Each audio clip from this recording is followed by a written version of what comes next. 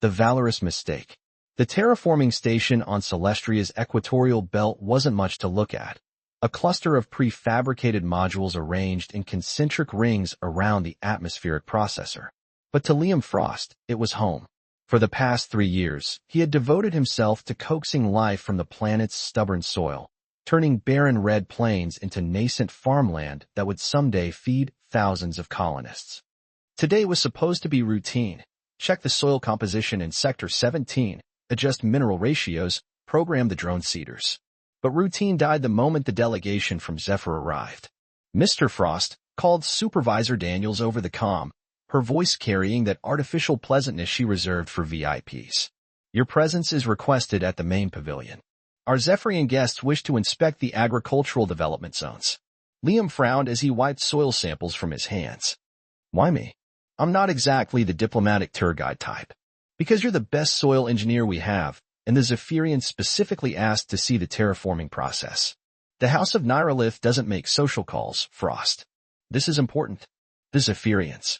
Everyone knew about them. Humanoid aliens with striking violet skin and renowned psychic abilities that had made their civilization a major power in the Galactic Accord.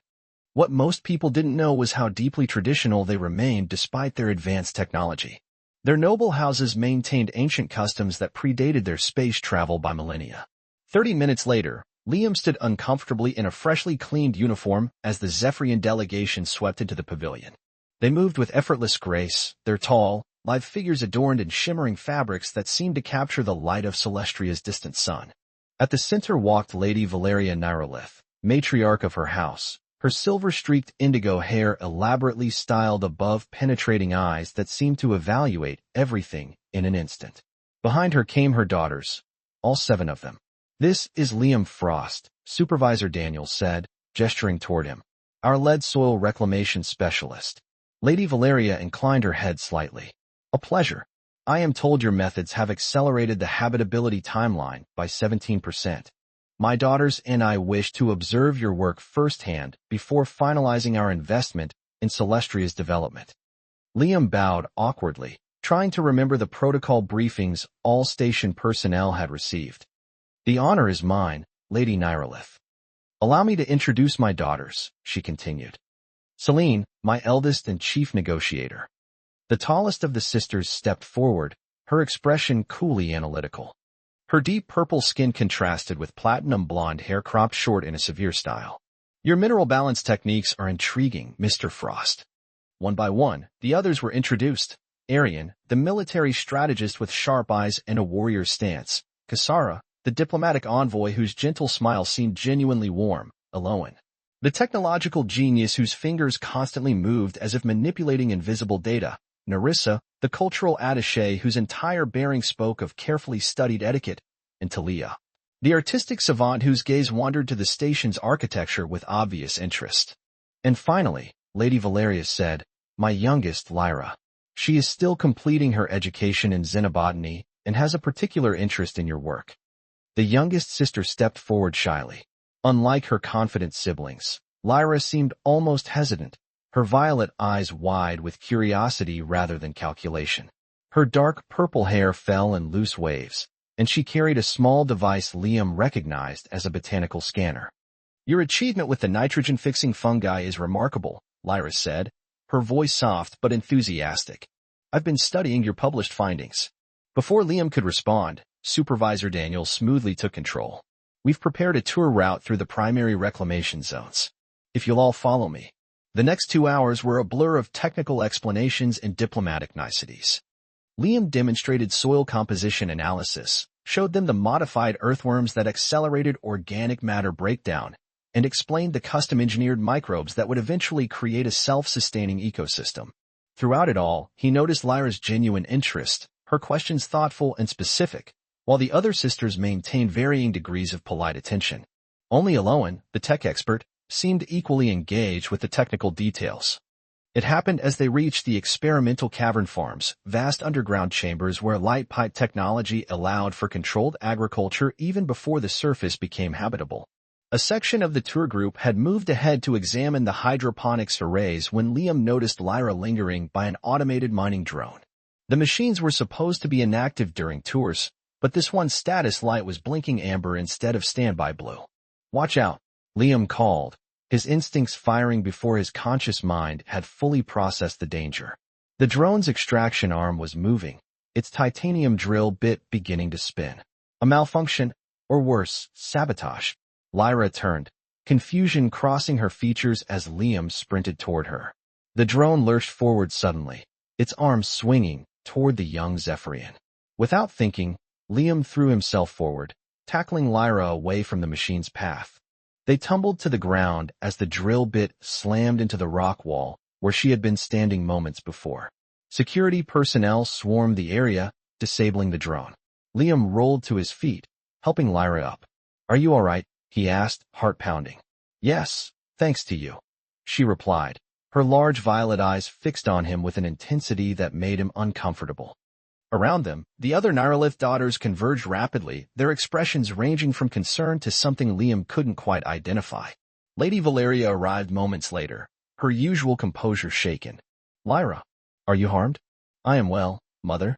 This human saved me from a malfunctioning mining drone," Liam explained quickly. "Probably a software glitch.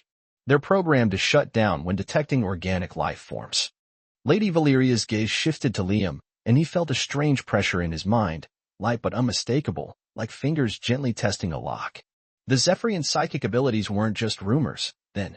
"You acted without hesitation to save my daughter's life," she stated, her tone carrying an unexpected weight. "Anyone would have done the same," Liam said uncomfortably. An odd silence fell over the Zephyrian delegation. The sisters exchanged glances, and Celine, the eldest, stepped forward with an expression of alarm. "Mother, surely the law of celestial debt cannot apply in this circumstance. He is not of Zephyr. The ancient laws make no distinction for the Savior's origin," Lady Valeria replied firmly. "The debt is incurred regardless." Liam looked between them in confusion. "I'm sorry. What debt?" "It was just an accident." Supervisor Daniels had gone pale. "Lady Nirelith, perhaps we should discuss this privately." "There is nothing to discuss. The law is absolute." The Zephyrian matriarch turned to Liam with surprising formality. "Liam Frost of Earth, you have saved the life of my youngest daughter, Lyra Nirelith.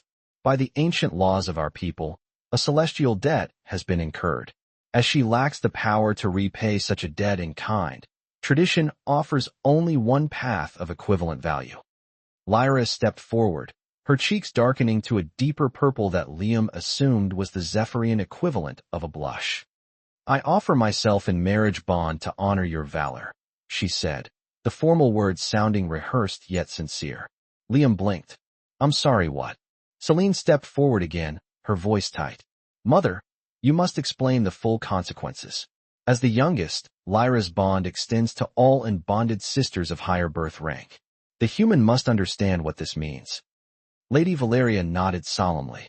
"Indeed, Mr. Frost, under Zephyrian law, by saving my youngest daughter, you have established what we call a celestial claim upon my house. Until this debt is resolved, all my unbonded daughters, which is to say, all 7, are considered bound to this claim. Traditionally, this is resolved through marriage to one of the daughters, who then releases her sisters from the obligation." Liam's mind reeled as the implications hit him. "You're saying that because I pushed your daughter out of the way of a malfunctioning drone, I'm now, what?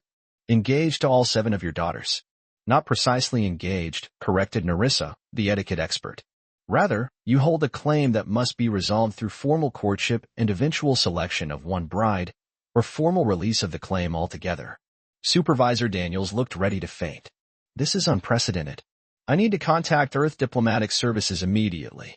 "Of course," Lady Valeria agreed. "However, the claim exists regardless of diplomatic intervention. The daughters of House Nirelith are now bound to Liam Frost until resolution is achieved according to our traditions." The sisters' reactions varied dramatically. Lyra looked mortified yet somehow pleased. Celine appeared coldly calculating, while Arian, the warrior, seemed almost amused. Cassara offered Liam a sympathetic smile, Aloan appeared distracted by her own thoughts, and Nerissa maintained perfect composure. Only Talia, the artist, showed open curiosity, studying Liam as if he were an interesting specimen. "I don't understand," Liam said, struggling to keep his voice level. "I can't possibly. I mean, I'm just a soil engineer. I'm not looking to marry anyone, let alone an alien princess, 7 alien princesses. You misunderstand, Selene corrected sharply. We are not princesses. We are the daughters of House Nirelith, one of the 12 great houses of Zephyr. Our positions carry specific responsibilities to our people.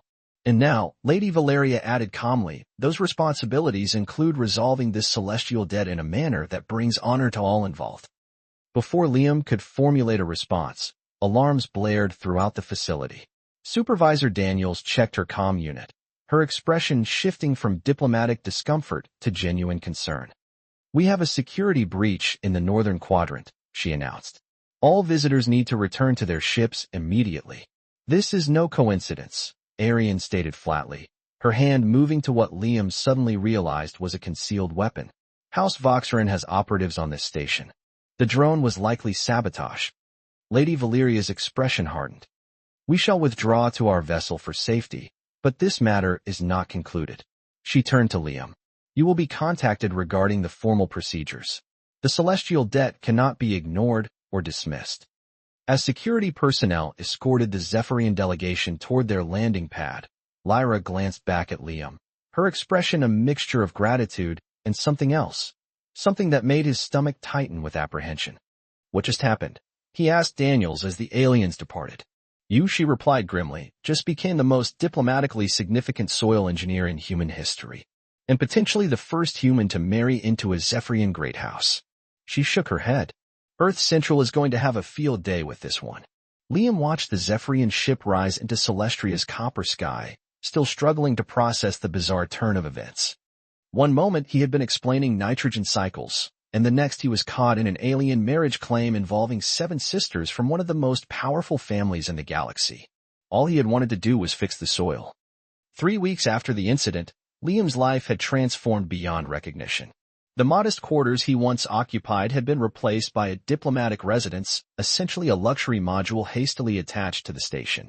Earth Central had dispatched a team of diplomats, lawyers, and cultural specialists who buzzed around him constantly, treating him as both an asset and a liability.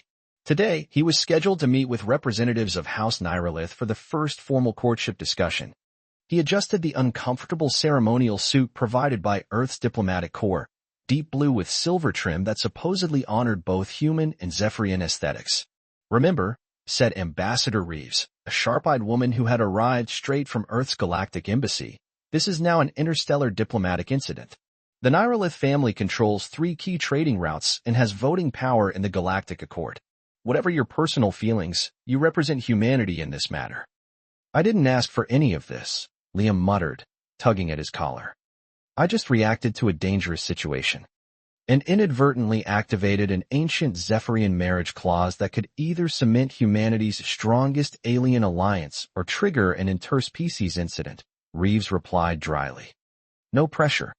The meeting chamber had been transformed with Zephyrian decorations, floating light orbs, and vibrant tapestries depicting cosmic phenomena. As Liam entered, he found not just the Nirelith sisters waiting, but an entire entourage of Zephyrian officials and Earth diplomats. Lady Valeria stood at the center, resplendent in formal attire. Liam Frost of Earth, she announced formally. Today begins the recognition period, the first stage of resolution for the celestial debt. During this time, you will interact with each of my daughters to determine compatibility and intent. Ambassador Reeves whispered in his ear, this is analogous to courtship, but with more legal implications. Follow their lead. Before Liam could respond, the large display screen on the wall flickered to life, showing the logo of the Galactic Broadcast Network. A reporter's voice filled the room. Breaking news from Celestria, where human terraformer Liam Frost has initiated a historic celestial claim with the daughters of House Nirelith. Our sources indicate all 7 sisters are now bound by their laws too. Lady Valeria gestured sharply, and the screen went black. The vultures circle already, she said with distaste. This matter should remain private. Too late for that, said Arian, the military-minded sister. House Voxerin has already leaked details to the press. They seek to portray us as desperate for human alliances. Liam looked between them. House Voxerin, the ones you suspected of sabotaging the drone? Our primary rivals, Selene explained, her platinum hair now elaborately braided with ceremonial beads. They control neighboring systems and have opposed our family's influence for generations. This unusual situation provides them ammunition. Kasara, the diplomatic sister, approached Liam with a gentle smile. Perhaps we should allow Mr. Frost a moment to breathe before overwhelming him with our politics. This must be disorienting. Liam appreciated her consideration. Unlike most of the others, Kasara seemed to see him as a person caught in a whirlwind rather than a diplomatic chess piece. Thank you, he said. I'll be honest, I still don't understand why saving Lyra created this claim. Where I come from, helping someone in danger is just what you do. Talia, the artistic sister, laughed melodically. Such a refreshingly simple perspective. On Zephyr, life debts are sacred bonds. When one risks oneself to preserve another, particularly someone of noble birth, it creates an imbalance in the cosmic order. The ancient texts state that such a debt can only be repaid through bonds of equal value, added Nerissa, the etiquette expert. In the case of the youngest daughter, the entire and bonded lineage becomes involved to maintain family honor. Ambassador Reeves cleared her throat. Perhaps we could discuss practical arrangements? Earth Central has proposed several potential diplomatic resolutions that might satisfy Zephyrian tradition while avoiding actual marriages. Lady Valeria's expression hardened. The celestial debt is not a diplomatic bargaining chip. It is the foundation of our society's honor system. Nor is my sister a treaty provision, Celine added coldly. The tension in the room escalated until Lyra herself stepped forward. Since their first meeting, she seemed to have gained confidence, her posture straighter and her voice clearer. Mr. Frost, Liam saved my life without thought of reward or consequence, she said. Our laws may seem strange to him, but they exist for a reason. I propose we proceed with the traditional recognition period, allowing him to understand our ways before any decisions are made. A murmur of agreement spread through the Zephyrian delegation. Even Lady Valeria nodded approvingly at her youngest daughter's words. Very well, she declared. Each of my daughters will spend one Celestian day with Liam Frost, beginning tomorrow. This will allow proper assessment of compatibility as our traditions require. As the meeting concluded, Aloan, the technological expert who had remained silent until now, approached Liam. Unlike her sister's formal attire, she wore practical clothing with numerous data devices attached to her wrist and belt. The drone that nearly killed Lyra, she said without preamble. Its programming was definitely tampered with. I've analyzed the core code. Someone used an advanced adaptive algorithm to override its safety protocols. Liam blinked at the unexpected topic. You're sure it wasn't just a malfunction? I don't deal in uncertainties, Aloan replied matter-of-factly. House Voxerin employs some of the best tech saboteurs in the quadrant. This attempt failed, but they rarely stop at one. She fixed him with an intense stare. You should be careful. Your value as a bargaining chip has increased exponentially. Before he could respond, she walked away, already absorbed in data streaming across her wrist device. The next 7 days became the strangest period of Liam's life. Each sister approached their compatibility assessment differently, revealing unique aspects of Zephyrian culture and their own personalities. Celine, first by birthright, took him to observe trade negotiations with a distant stellar civilization. Cold and analytical initially, she surprised Liam with moments of dry humor and genuine curiosity about Earth's economic systems. By day's end, she admitted, "You're more perceptive than I anticipated. Perhaps there is potential here after all." Arian's day involved combat training and strategic simulations. When Liam managed to solve a tactical puzzle using terraforming principles, she actually smiled, a rare event, according to the whispers of the Zephyrian attendants. Kasara showed him Zephyrian artistic traditions, explaining how their empathic abilities influenced their cultural expressions. We sense emotions like you see colors, she explained as they watched a performance where dancers seemed to physically manifest the audience's feelings. When Liam described Earth music, she listened with genuine fascination. Aloan barely spoke during their day together, instead taking him through advanced technological centers where Zephyrian psychic abilities were amplified through crystalline machinery. Yet when Liam suggested improvements to a soil analysis program, she engaged in hours of technical discussion, seemingly forgetting the pretense of courtship entirely. Nerissa's approach was purely educational, drilling him on Zephyrian customs, table manners, and formal address. If you choose any of us, she explained patiently, you will become part of House Nirelith. Certain standards must be maintained. When Liam mastered a particularly complex greeting ritual, her approval seemed genuine. Talia took him to Celestria's emerging landscape, where she created art inspired by the terraforming process. Creation recognizing creation, she called it.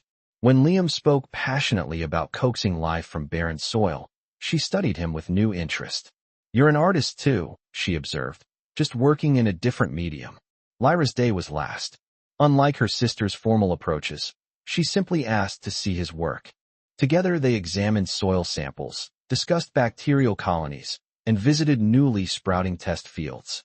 In those hours, Liam almost forgot about the celestial debt and politics, enjoying sharing his passion with someone who genuinely understood it.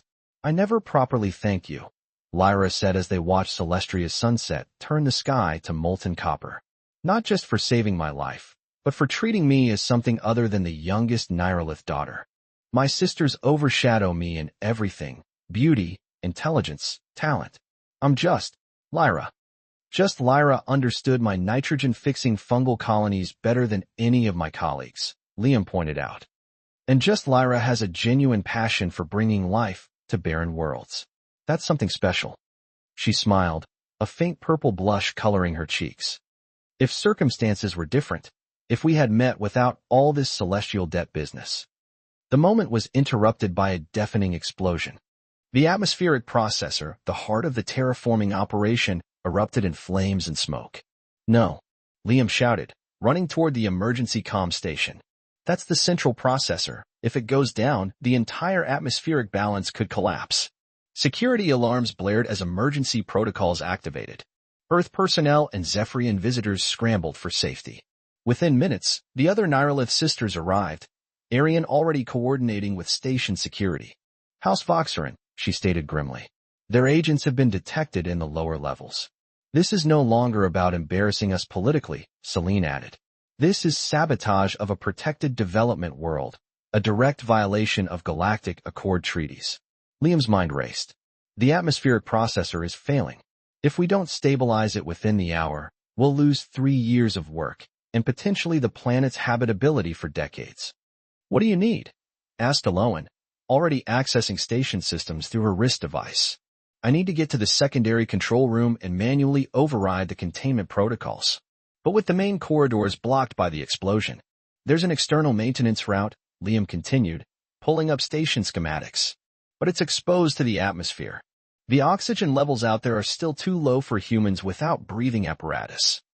"Zephyrians can tolerate lower oxygen environments," Lyra said immediately. "I'll go with you." "Too dangerous," Arian interrupted. "I have combat training." "But I understand the terraforming systems," Lyra argued. Before the sisters could continue their debate, Lady Valeria arrived, her usual composure replaced by urgent concern. "A ship bearing House Voxerin insignia has entered orbit. They claim to be offering emergency assistance, but their intentions are clear. They wish to take control of this project." "Political vultures," Celine hissed. "If they assume control of the emergency response, they could claim salvage rights under Accord law." Liam looked between them, suddenly understanding. "This isn't just about your family rivalry. They want control of Celestria itself." Ambassador Reeves rushed in, her diplomatic comm failing. "Earth Central is scrambling response vessels, but they're hours away. We need to maintain control of this situation." In that moment, looking at the chaos around him, diplomatic personnel in panic, sisters arguing strategy, alarms blaring, Liam found clarity. This wasn't about marriage claims or celestial debts anymore. This was about saving years of work, a planet's future, and possibly preventing an interstellar incident. "I have a plan," he announced firmly, surprising even himself with his confidence. "But I need all of you to work together." The Nirelith sisters fell silent, 7 pairs of violet eyes turning to him. "Aloan, I need you to hack into the environmental systems and create a breathable corridor to the secondary control room. Arian, your security team needs to hold off any Voxerin agents trying to reach the processor core. Celine, use your diplomatic authority to stall the Voxerin ship. Any legal maneuver you can think of." To his amazement, they nodded, accepting his direction without question. "Lyra comes with me to the processor. She understands the systems. Kasara, use your diplomatic channels to alert the Galactic Accord about Voxerin's treaty violations." Narissa, coordinate with Earth personnel for evacuation protocols if we fail. And Talia, the artistic sister raised an eyebrow. I need your creativity. If we can't fix the processor, we'll need an alternative solution, something unconventional that Voxerin wouldn't anticipate. For the first time, all 7 sisters moved with unified purpose, each accepting their role without argument. Lady Valeria watched with an unreadable expression as the impromptu team dispersed to their tasks. Perhaps, she said quietly to Liam, there is more to you than soil and science, Liam Frost. The next few hours passed in a blur of action. Liam and Lyra battled their way through Celestria's thin atmosphere, reached the secondary controls, and fought to stabilize the failing processor. When conventional methods failed, Talia's creative solution, repurposing mining drones to create a temporary atmospheric bubble, bought them precious time. Aryan security forces captured 3 Voxerin saboteurs, while Celine's legal maneuvers kept their ship from claiming emergency jurisdiction. Alohan's technical interventions preserved critical systems, and Kasara's diplomatic calls brought 2 Galactic Accord vessels rushing to Celestria. When the crisis finally ended, Liam found himself in the conference room again, exhausted but triumphant. The sisters entered one by one, each bearing marks of their own battles. Aryan with a combat wound, Alohan's devices partially melted, Lyra's hair singed from the processor fires. Lady Valeria entered last, her regal bearing restored. The Voxerin ship has retreated. Their attempt to claim Celestria has failed, thanks largely to your coordinated response. She studied Liam with new respect. You led my daughters effectively, despite having no authority over them. Interesting. Ambassador Reeves looked between them nervously. About the celestial debt situation. I've made my decision, Liam said firmly, surprising everyone, including himself. The celestial debt is real, and I respect your traditions. But what happened today showed me something important. He looked at each sister in turn. You're not prizes to be claimed or diplomatic bargaining chips. You're brilliant individuals with your own strengths and purposes. What are you proposing? Lady Valeria asked carefully. A new type of bond, Liam replied. Not marriage in the traditional sense, but a formal alliance between Earth's terraforming initiatives and House Nirolith. Celestria can become a joint venture, the first of many worlds we could transform together, combining Earth science with Zephyrian psychic abilities. Celine's eyes narrowed. This is unprecedented. So is everything about this situation, Liam pointed out. Today proved we're stronger together than apart. The celestial debt created a connection between us. Let's use it for something meaningful rather than forcing a marriage none of us truly wanted. Speak for yourself, murmured Talia with a small smile, earning sharp looks from her sisters. Lady Valeria was silent for a long moment. The ancient texts do speak of bonds beyond blood that can satisfy a celestial debt. Your proposal has merit, Liam Frost. A formal alliance would indeed offer equivalent value to the life debt. And what of us? Asked Lyra softly. Do we have no say in this resolution? Liam turned to her. You have every say? This alliance would involve all of you, leveraging your unique talents, Celine's diplomatic skill, Aryan's strategic mind, Alohan's technical genius, and your understanding of xenobotany. No one would be diminished or overlooked. The tension in the room shifted to something new, possibility. I would add one condition, Liam continued, his eyes finding Lyra's. That personal connections formed during this unusual situation remain open to exploration, without pressure or obligation. The youngest sister's face brightened with understanding, her violet skin flushing darker. Lady Valeria observed the exchange with knowing eyes. Very well. We shall draft the alliance bond immediately, to be ratified by both Earth authorities and House Nirolith. The celestial debt will be considered resolved through this innovation. As the formal proceedings began, Liam found Lyra at his side. You saved my life twice now, she said quietly. Once from the drone, and once by seeing me as more than just the youngest Nirolith daughter. Maybe we saved each other, he replied, watching as her sisters engage with Earth officials, already turning the crisis into opportunity. And maybe that's what bonds between worlds should really be about. Outside the window, Celestria's copper sky was darkening to twilight, the first evening stars appearing above a planet being slowly transformed by human determination and Zephyrian grace, a fitting metaphor for what was beginning in that room. As the formal alliance documents were prepared, news arrived that House Voxerin's attempted sabotage had backfired politically, strengthening House Nirolith's position in the Galactic Accord. The seven sisters, rather than competing for a reluctant husband, were now positioned as ambassadors of a groundbreaking interspecies alliance. And if anyone noticed Liam and Lyra slipping away to examine new soil samples under Celestria's twin moons, officially for scientific purposes, of course, they wisely chose not to comment. Some bonds, after all, needed no formal recognition to take root and grow.